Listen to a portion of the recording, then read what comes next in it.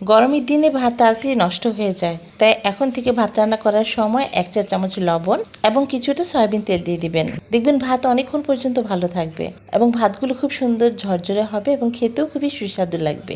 এখন চলুন পরের টিপসটি কি সেটা দেখে নেই। গরমের দিন এবং বর্ষাকালে কাঁচামরিচ খুব তাড়াতাড়ি নষ্ট হয়ে যায়, তাই এখন থেকে বাজার থেকে কাঁচামরিচ এনে সমস্ত কাঁচামরিচের বোটাগুলো ফেলে নিতে হবে। তারপর মরিচগুলো কিছুক্ষণ ফ্যানের নিচে রেখে মরিচের গা থেকে পানিটা ভালোভাবে শুকিয়ে নিতে হবে।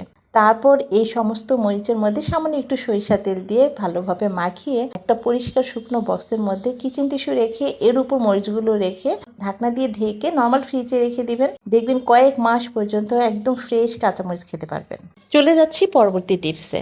আমরা যখন কাসুন্দি কিনে আনি তখন সেটা কিছুদিন ব্যবহার করার পর দেখা যায় অনেকটা অংশ বেঁচে যায়। তো কাসুন্দি তো আর খুব বেশি দিন কিন্তু ভালো থাকে না, তো অনেক দিন পর্যন্ত রেখে দেওয়ার ফলে সেটা নষ্ট হয়ে যায়। তো এখন থেকে যদি কাসুন্দি ব্যবহার করার পর অনেকটা অংশ কাসুন্দি বেঁচে যায়, তাহলে সেই বোতলের মধ্যে সামান্য একটু হোয়াইট ভিনেগার দিয়ে একটু ঝাঁকিয়ে রেখে দিবেন। দেখবেন সেই কাসুন্দিটা অনেক দিন পর্যন্ত ভালো থাকবে। ফ্রিজেও রাখতে হবে না, রুম টেম্পারেচারে রেখে অনেক দিন পর্যন্ত ফ্রেশ খেতে পারবেন। আমরা কম বেশি সবাই ডাল রান্না করি, তো ডাল রান্না করতে যেয়ে কিন্তু অনেকটা সময় নষ্ট হয়। ডাল অনেকটা সময় লাগে সিদ্ধ হতে, তাই অনেকে ডাল রান্না করতে চানও না। তাই এখন থেকে আপনি খুব অল্প সময় ডাল রান্না করতে পারবেন।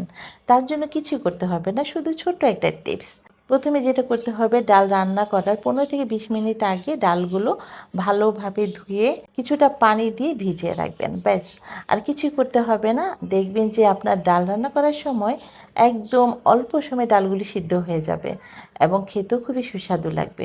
আর এতে করে সময় এবং গ্যাসের খরচটাও অনেকটা বেঁচে যাবে। এখন চলুন পরের টিপসটা কি সেটা দেখে নিই। যারা ডায়েট করছেন কিংবা তেল ছাড়া খাবার খেতে পছন্দ করেন, তাদের জন্য আমার এই টিপসটি খুবই কাজে লাগবে। আমি সবসময় এভাবে ডিম পোচ করে থাকি আর আমার খুব ভালো লাগে এভাবেই খেতে, তাই ভাবলাম আপনাদের সাথেও টিপসটা শেয়ার করি। আর আপনারা একটু লক্ষ্য করলে বুঝতে পারবেন আমি এই ডিম পোচটা কীভাবে করেছি। আর খুব একটা বেশি কিন্তু সময় লাগে না, অল্প সময় করতে পারবেন। তো আমার এই আইডিয়াটা আপনাদের কেমন লেগেছে লাইক দিয়ে অবশ্যই জানাবেন। সকালের নাস্তায় বাচ্চারা একেকজন একেকভাবে ডিম খেতে চায়। কেউ বলে ডিম ভাজি খাবে, কেউ বলে ডিম পোচ খাবে।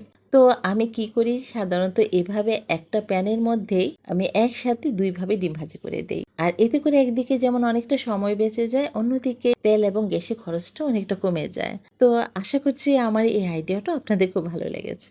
কাঁঠালের সিজন প্রায় শেষ, আর কিছুদিন পরই কাঁঠাল পাওয়া যাবে না। তাই যারা কাঁঠাল খেতে খুব বেশি পছন্দ করেন, তারা এখনই কাঁঠাল কিনে সারা বছরের জন্য ফ্রিজে সংরক্ষণ করে রাখতে পারেন। তার জন্য প্রথমে যেটা করতে হবে, শক্ত ফ্রেশ দেখে পাকা কাঁঠাল বেছে নিতে হবে। কাঁঠাল যদি বেশি নরম হয় তাহলে সেই কাঁঠালটা বেশি দিন সংরক্ষণ করা যাবে না, কিছুদিন পরই নষ্ট হয়ে যাবে। তারপর কাঁঠালের কষির ভিতরে যে বিচি থাকে এবং সেই সাথে বিচির উপরে যে একটা পাতলা আবরণ থাকে সেটাকেও ফেলে দিতে হবে। যদি কাঁঠালের বিচিটা থাকে ভিতরে তাহলে কাঁঠাল বেশি দিন ভালো থাকে না, তাড়াতাড়ি নষ্ট হয়ে যায়। তো সবগুলো কাঁঠালের কুশ থেকে আমি বিচিটা ছাড়িয়ে নিয়েছি। এখন পাকা কাঁঠাল সংরক্ষণ করার জন্য একটা শুকনো পরিষ্কার এয়ারটাইট বক্স নিতে হবে। আর এই বক্সটি প্লাস্টিক কিংবা কাচের হলেও চলবে। তারপর এই বক্সের নিচে অ্যালুমিনিয়াম ফয়েল পেপার দিয়ে তার উপর কাঁঠালগুলো একটা একটা করে আলতোভাবে সাজিয়ে রাখতে হবে। হাতের কাছে যদি অ্যালুমিনিয়াম ফয়েল না থাকে তাহলে সেক্ষেত্রে আপনারা এখানে প্লাস্টিকের যে কাগজ আছে সেগুলো দিলেও হবে। তো আমি আমার এই বক্সের সাইজ অনুযায়ী আমি ফয়েল পেপারটাকে কেটে নিয়েছি। এখন একটা একটা করে আমি এর উপর সাজিয়ে দিচ্ছি কাঁঠাল কোষগুলো।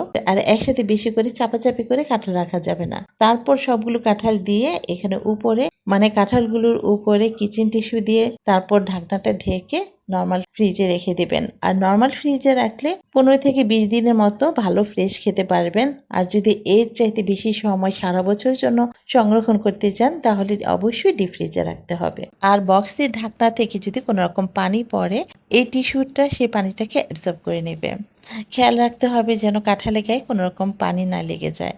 যদি কাঁঠালে গায়ে পানি লাগে তাহলে খুব তাড়াতাড়ি কাঁঠালটা নষ্ট হয়ে যাবে। এখন সব শেষে আমার প্রিয় আপুদের জন্য একটা টিপস শেয়ার করব। যদিও এটি কিচেন টিপসে পড়ে না, তারপর আমি আমার প্রিয় আপুদের জন্য এই টিপসটা শেয়ার করেছি। যাদের চুল পাতলা হয়ে যাচ্ছে কিংবা পড়ে যাচ্ছে তাদের জন্য এই টিপসটি খুবই কাজে লাগবে। তো তার জন্য যেটা করতে হবে, যতটুকু শ্যাম্পু নেবেন ঠিক সেই পরিমাণ চিনি নিয়ে ভালোভাবে মিশিয়ে নিতে হবে। যতক্ষণ না পর্যন্ত চিনিটা শ্যাম্পুর সাথে মিশে না যাচ্ছে ঠিক ততক্ষণ পর্যন্ত মিশিয়ে নিতে হবে। তারপর নর্মালি যেভাবে আপনি শ্যাম্পু করেন সেভাবে শ্যাম্পু করে নেবেন। মানে চুলে শ্যাম্পুটা লাগিয়ে 5 মিনিটের মতো ওয়েট করতে হবে, তারপর ধুয়ে ফেলবেন। এভাবে নিয়মিত ব্যবহার করলে দেখবেন যে আপনার চুলের গোড়া একদম শক্ত এবং মজবুত হবে। আর এখানে আপনি যে কোনো ব্র্যান্ডের শ্যাম্পু নিতে পারেন। সো ভিউয়ার্স, আমার আজকের কোন টিপসটি আপনাদের ভালো লেগেছে লাইক দিয়ে অবশ্যই জানাবেন।